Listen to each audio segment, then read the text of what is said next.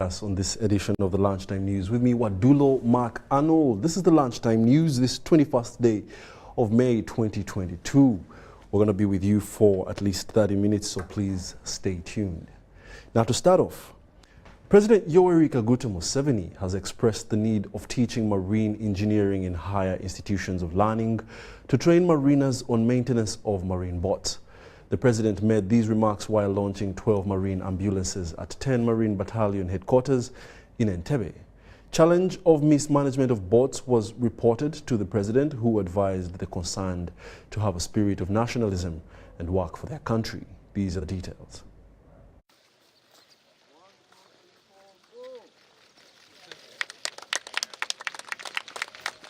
Twelve marine ambulances have been launched by President Museveni to transport islanders with complicated illnesses. Minister for Health, Dr. Jane Ruth Cheng, said investment in emergency medical services is vital and the marine ambulances will reduce on the number of deaths.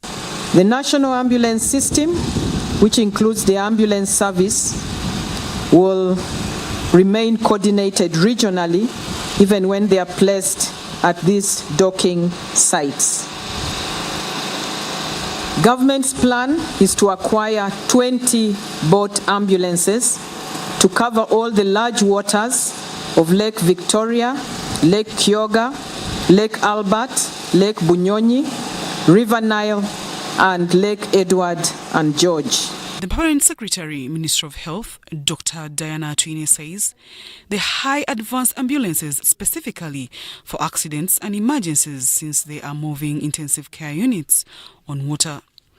Dr. Twine expressed concern over the continuous misuse of water ambulances, with fear of engines being stolen. She says the ambulances are high consumers of fuel, and to have full-time operation on water will require full investment to have them fully functional. Actually, from here to Kalangala, one boat consumes 200 liters of fuel. And so to have full-time operations on the water, it will require quite good investment to make sure that we have them fully functional. The districts, as you have heard, we are deploying these boats in Kalangala, Buvuma, Amorata, Jinja, Mayuge, Mukono, Namayingo, Serele, Kumi, Bulisa, Ntoroko, Obongi, and Kabale. President Yoweri Museveni, however, urged resident district commissioners and district chairpersons to safeguard the marine boat ambulances and also ensure that they are manned by professionals. The president recommended for training of marine engineers in high institutions of learning, with Busoga University taking the lead. Now, the other time, when I was launching the ferry from Ruampanga to Namasare, Amoratal, I asked these people who were operating the ferry, who trained you? These were Katwe boys from Katwe, and they had been quickly trained by the supplier of the ferry. That's not a good way. So that's why, when I came back, I insisted that one of the universities must teach marine engineering and services. And I gave that task to Busoga University because they have got a campus at Namasagari near the River Nile. They can easily set up that capacity. Dr. Charles Ayume, who chairs the Parliamentary Committee on Health, highlighted the importance of having marine ambulances. For emergency situations are known. Top on the list is accidents. In 2020, we had over 12,000 accidents, and over 3,000 were fatal. The next is emergency obstetric care, cardiovascular emergencies like the heart attack, and then stroke. As the chairperson of the Parliamentary Committee on Health, these are low-hanging fruits that we can mitigate. so that we are able to reduce the costs of ambulatory services, which are astronomical. The permanent secretary told you from here to Kalangala and back is about 200 liters. I have witnessed that on a boat, and that is very costly. The cheaper option, Your Excellency and colleagues, is ensuring we develop legislation and policies that can mitigate some of these risk factors. Zahara Abigaba, Sudet Kaye, UBC News. In other news, President Yoweri Kaguta Museveni has met Russia's Orthodox Church New Africa Exarchate Metropolitan Leonid Gorbachev of Klin, who is in Africa on his maiden visit. The president welcomed the Orthodox Church of Russia and promised to support them in preaching the word of God, saying that he follows Christ and works with anyone who is a Christian.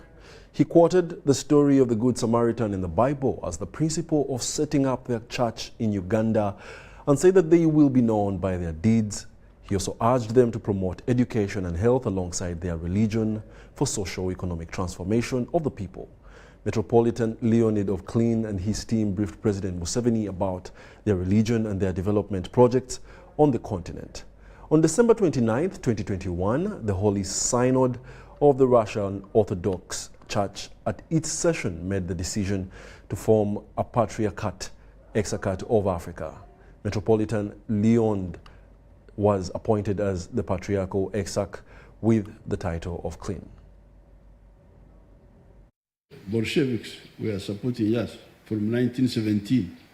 And then in 1949, when the communists took over in China, again they supported us. So by the time 1955, when the African countries started getting independence, like Sudan, like Ghana, President, I want first of all to give you an original letter from His Holiness Patriarch Kirill, a historical letter about the starting of our relations and и пасхальных торжеств мы бы хотели преподнести вам этот скромный подарок.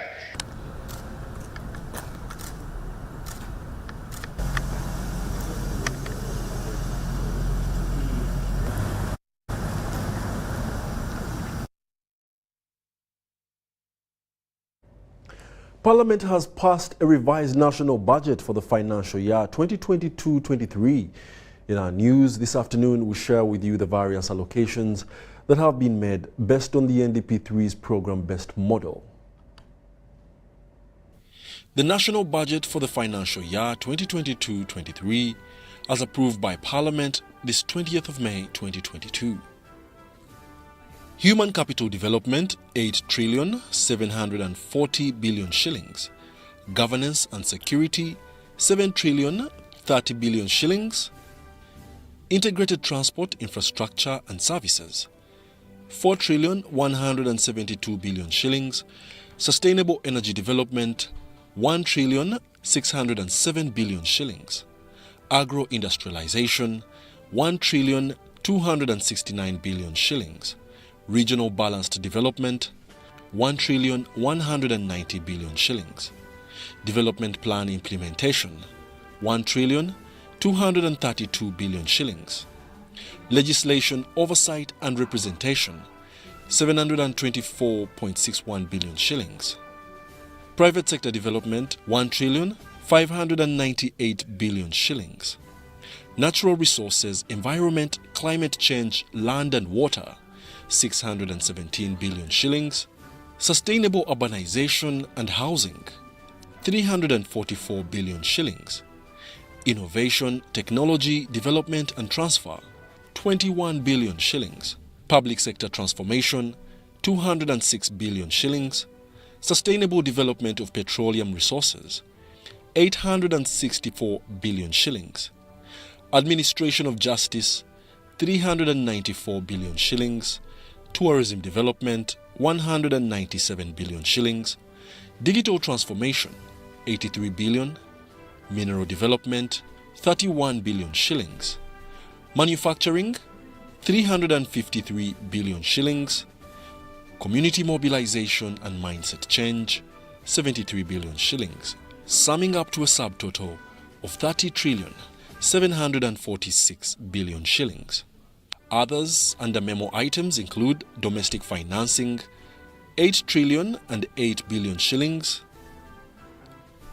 interest payments of 6 trillion 28 billion shillings, external debt repayments in form of amortization, 2 trillion 412 billion shillings, domestic areas 698 billion shillings, appropriation in aid and local revenue 238.52 billion shillings.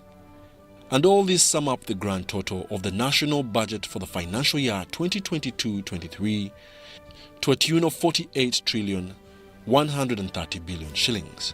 Wadulo Arnold, UBC News. Now with that, faced with a sharp increase in prices of everyday products, Ugandans are struggling to make ends meet. Authorities are blaming the situation on the long-term effects of the COVID-19 pandemic and the raging war in the Ukraine and Russia. Now that has also further disrupted supply of oil and cereals such as wheat and corn. Now two countries are major producers of exporters and of these commodities. The affected commodities include cooking oil, soap, fuel and education services. Let's take a look at this report. Do not expect every business to be back on its feet. If you look at certain sectors, for instance, tourism, they are very much still in the heat of the storm, in the eye of the storm rather. So there is need to keep supporting these businesses and coming up with affirmative measures to support their recovery. Additionally, there have been additional shocks now that we've experienced due to high commodity prices and inflation that are further complicating the recovery of businesses. Finally, what has been the uptake of the measures that I mentioned? The uptake has been low for various measures. One, awareness. The entities that have been asked to manage these resources have not invested resources in creating sufficient awareness. Obudde buno wetwakomawo ntogina soka kutambula bulungi wakisokera ddala buli kimu kya bbeeyi ekimu kyeyongera okuba ekyebbeeyi ate n'abantu abaliguze bagula bakaaba ssente balina ntono ebintu bwe bityo sofa embeera tenaba kuba bulungi ya mulembe nga before yali nga covid anaba kujja emiwendo gy'amafuta giri waggulu kale ndowooza nze ndaba okutugula kyekimu linga era abatatugula batubakabira amafuta abakasitoma bano abantu baavu tebalina ssente kugamba embeera gye tuyitamu si ya mulembe yeeyitiridde ate esusseeko naye mabega wali eri bifo nga covid tannajja kyanga batugula ebyobusuubuzi byapaaluuka tukubye omulanga munene nnyo eri gavumenti buli kintu kyonna kyonna buli lwekirinya ebbeeyi buli kintu lwekirinya ebbeeyi kiba kinyigirizibwa muntu wa wansi bantu baavu batuli wano enjala etuluma n'omutawaana nti ebintu bino gye bivaayo kati ku ssente empitirivu nnyo kyetusaba bakama baffe abawaggulu okutuula ne bannaffe ab'amafakitole okulaba nti nabo babasalira ku misolo ate nabo basobole okutuguza ku bintu ku bbeeyi esoboka tusobole naffe okubituusa ku bantu baffe mu bbeeyi ensaamusaamu kubanga ate naffe ebintu bye tutunda biri waggulu kati kitegeeza nti ikonome mu butuufu twetaaga okusasulwa kw'amaanyi nnyo ng'abasuubuzi. We'll now take a short commercial break, but when we return, we'll be hosting a gentleman from the CPA, that is the Certified Public Accountants Organization, Mr. John Sebuma. We'll be talking about commodity prices and the impact that the tax regime has had on these commodity prices. Let's take a short break.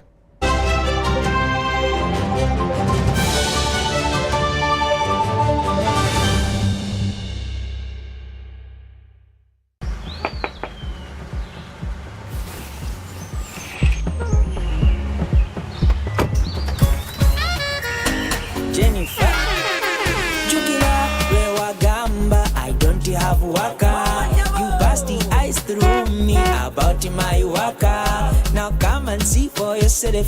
See my waka that I got with Momo Nyabo.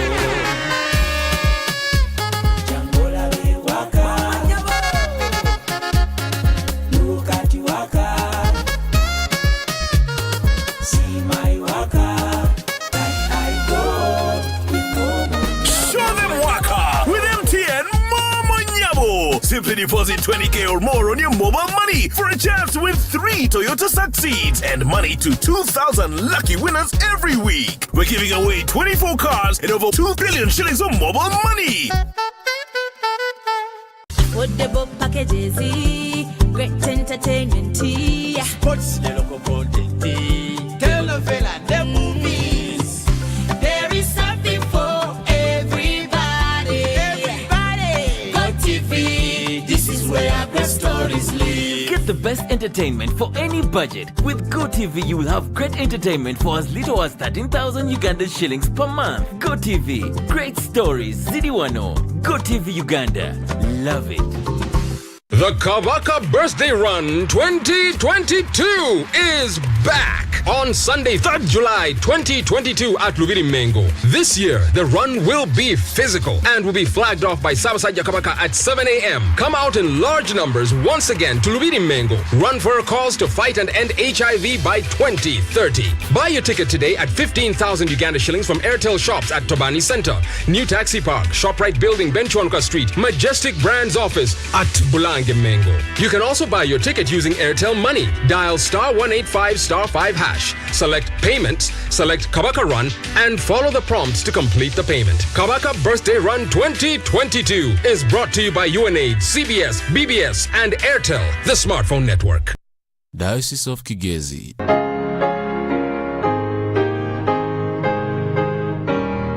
Diocese of Kigezi will be receiving their 6th bishop, the Right Reverend God and Mama Charity Akanjona, on 29th of May 2022 at Kigezi High School Primary Lower Grounds. On Friday, 27th May 2022 at 12 p.m., Synod members, canons, all clergy, and nearby Christians will converge at St. Peter's Cathedral to say farewell to Bishop George and Mama Chris Bagamhunda.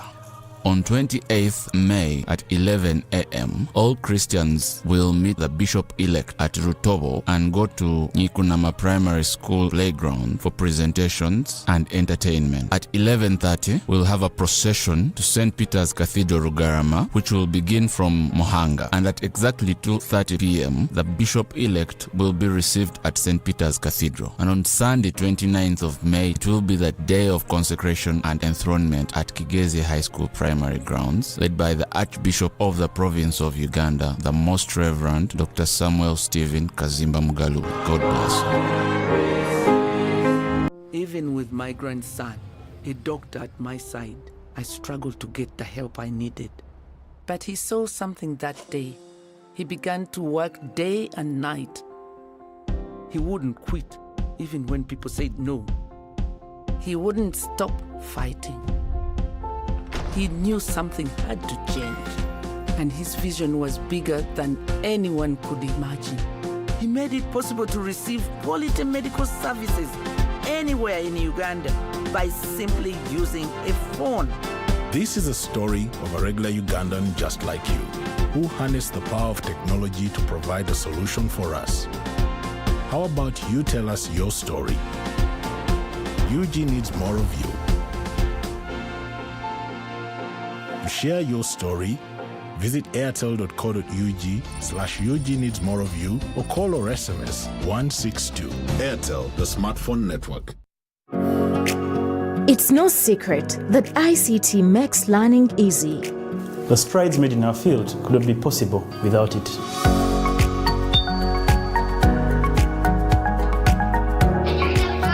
And now we can watch our favorite shows. My radio is my best friend. UCC provides an enabling regulatory environment and policy guidance for healthy competition. We also facilitate ease of doing business in the communications sector through licensing, standardization, spectrum management, tariff regulation, rural communication development, and consumer empowerment. An informed consumer is an empowered consumer. UCC supports local content and innovations. Driving the development of a robust communication sector in Uganda is Uganda Communications Commission.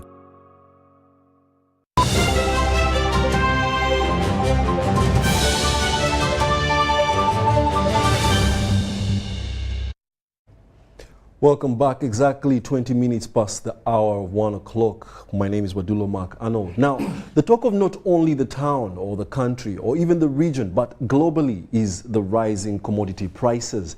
So much is happening around the globe. Inflation is hiking, but the occurrences are unique to specific countries. Now, bringing Uganda into context. Now, to discuss this with me in studio is Mr. John Sebuma. He's a certified public accountant with the CPA. You're very welcome, Mr. Sebuma. Thank you very much. We're honored to have you here. Thank you. Now, Mr. Sebuma, Parliament has just recently passed, in fact, yesterday, the 20th, has passed the national budget for the financial year 2022-23. But of course, we noticed that the tax regime, of course, is coming into the next financial year. Nothing much has been altered. But we are also seeing unique occurrences of price hikes. Inflation is rising all over the world. What can we say is the epicenter of, or the cause of these commodity price hikes? Well, thank you, Mark. It's not outright that we have a specific reason, but it's a combination of factors. Yes. When you look at an economy, we have different sectors. We have the household sectors, we have the business sector, we have government sector, and the foreign sector. Now, when you look at the household sector, it is a consumption kind of sector. When you look at the factors which affect the consumption of households, is the production from the business entities. When you look at the performance of Uganda Revenue Authority, its report shows that the majority of the best performers, the taxes they collected from the sectors include wholesale and retail. Then we have manufacturing, which shows that our economy is more of a consumption. Now, if these goods which we produce for consumption, if the cost of this production is high, it means the general commodity prices are going to go high. What do we talk about the costs? The costs, we are talking about the fuel. When you look at the fuel cost, we are having 5,600 for diesel and petrol, kerosene 4,000, around 300. However, when you look at the taxes which are proposed, the excise duty, we are looking at 1,450 for petrol, 1,130 for diesel, and 200 for kerosene. However, these prices, the taxes we are charging on the fuel are fixed per litre. However, the prices are increasing. Now, this brings in the legislation of the consumer protection. It has been written in Parliament since 2012. Now, if this legislation is brought into play, these fuel companies which are making killings out of the fuel costs and all that can help reduce the prices. If the prices reduce, then the production of these consumer products, which our people are seeing, can go down. The people in the fuel business might say that the cost of production has increased. Definitely the war in Ukraine and Russia, the war in Ukraine has cut off supply from Ukraine, so the markets are being stressed. So they would say that, so despite the fact that the excise duty has not increased, the cost of production could have increased. So what do you have to say about that? When you look at Kenya, they looked at legislation and looking at how to curb that cost of fuel. Because when you look at fuel stations, people were starting to line up. Now, as government, when we look at our fuel reserves, government has to plan so that we can buy this fuel when it's a bit cheaper and plan for the future. When you look at our reserves, they are low. So if government can really invest in such very important commodities like fuel, when you look at where government is directing its funding, some of those items may not be much critical to the state. Now, when you see the state where it is, we are in a position whereby we need short-term intervention. We don't need to look at the long term for now, because now things are going up, people are becoming desperate, so the whole economy is going into something which is unexplainable. So the government needs to intervene. Invest in fuel, have reserves, so that if all these issues come in, who knows? What if there is another war? We hear there could be another world, there could be a world war. Now, the government has to plan and invest more. Yes. What would you say? Because I know, yes, the fuel is a push factor for prices in other commodities. True. If the cost of transporting increases, definitely the prices of other goods are also going to increase. True. But what would you say? Why is it? Are we feeling it now because of the COVID-19 pandemic, or what are the factors that have caused this shift? again, I'll refer to the URA report. It shows that from customs, the performance of customs, it generated more revenue, around 6 trillion, from vatable amounts, vatable goods, and imports in terms of petroleum volumes. So it shows the volumes increased. It means, in actual sense, the fuel is coming in. But it still goes back to government intervening in such performances as far as the trading of locally, as far as we are trading in the petrol stations. Yes. Then what do you have to say about this year's tax regime? The fact that we definitely haven't moved much of what's happening, just a few definitions on the terms and clarifications on some terms used within the tax regime. But what would you say should this have been a tax regime pushed into the next financial year? Well, there are some positives in the new tax proposals which have been brought up. When you look at the tax incentives on power is one of the factors which is bringing some of these commodity prices to go up. It's proposing giving Bujagali, Bell, giving it another 5 years extension to 2027. However, we are not seeing this impact of these incentives. Actually, when you read the financial reports, the cost of actually these incentives is higher than the incentives themselves. So government itself needs again to see that, because when you look at the investment it's having in such companies, the foreigners are investing more. They are telling us they are not benefiting from the investment in Bujagali, but they are investing more and more capital. It means you can't invest where there is nothing like a profit. So government can now invest more in such investments, which are government assets, which can generate more. If you know, most of the government parastatals were privatized. Now some of these parastatals can be invested, the government can invest more so that it kind of curbs these kind of prices which are increasing, because it's a combination of things: fuel, power, rents. You are seeing in the amendments they want to increase the tax rate to 12% for individuals and probably a minimum of 15% for companies.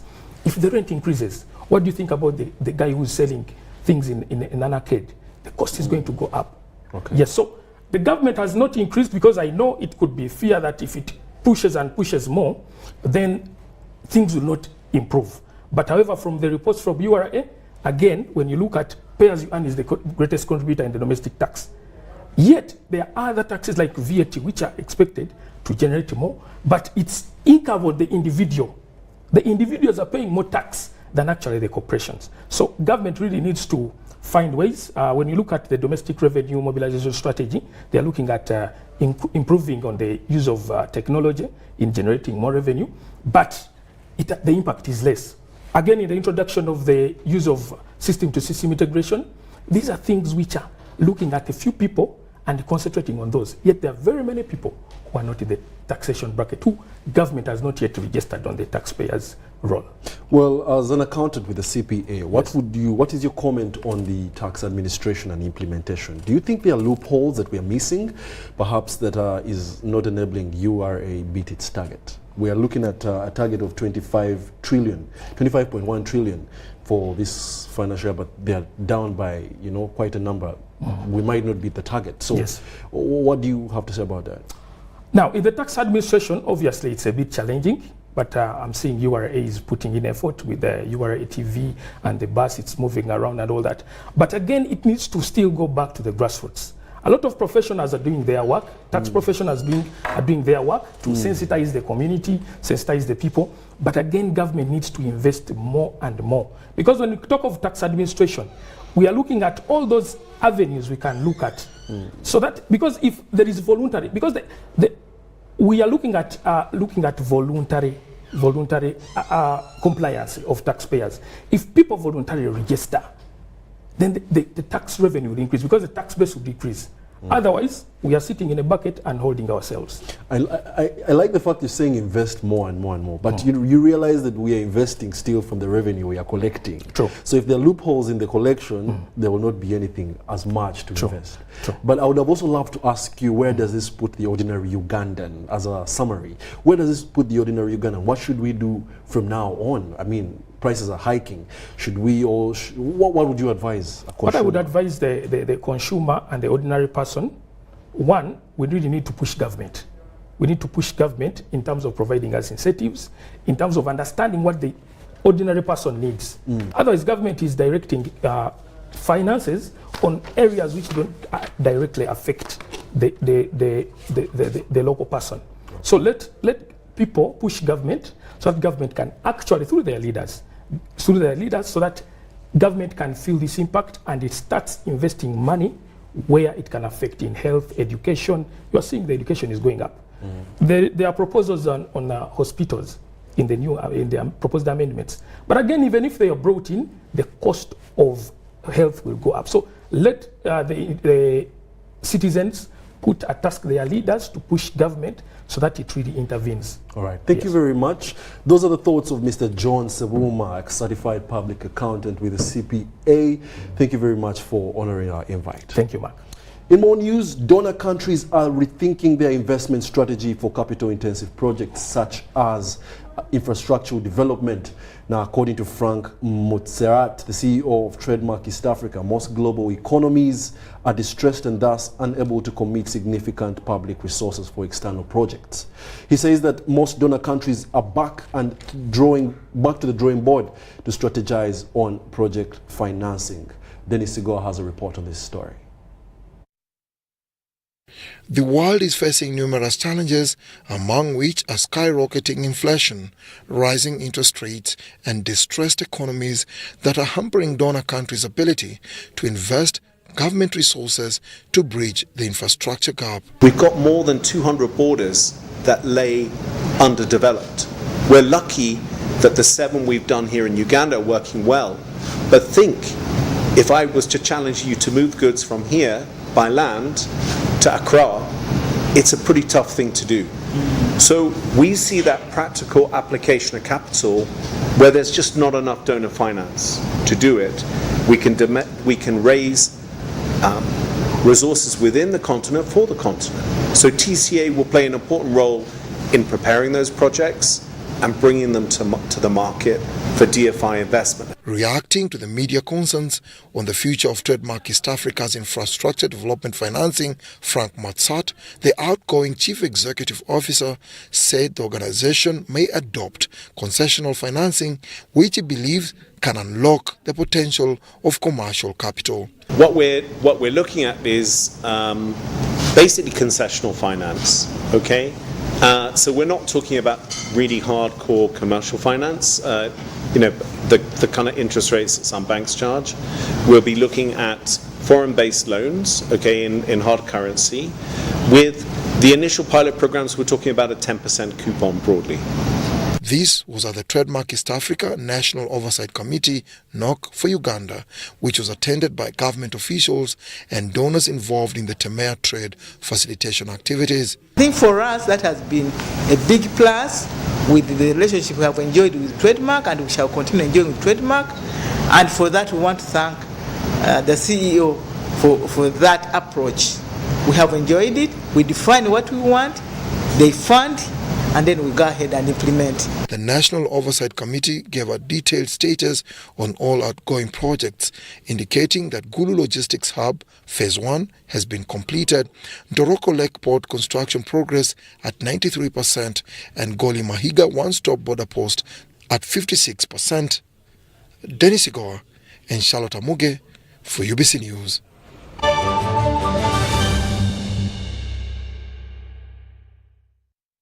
Now that's all we had time for. Thank you for joining us for this lunchtime bulletin. However, do join us for more news in our subsequent bulletin, and that will be at 8 p.m. and 10 p.m. in English, 7 p.m. in Luganda. My name is Wadulo Mark Arnold, and have yourselves a lovely afternoon.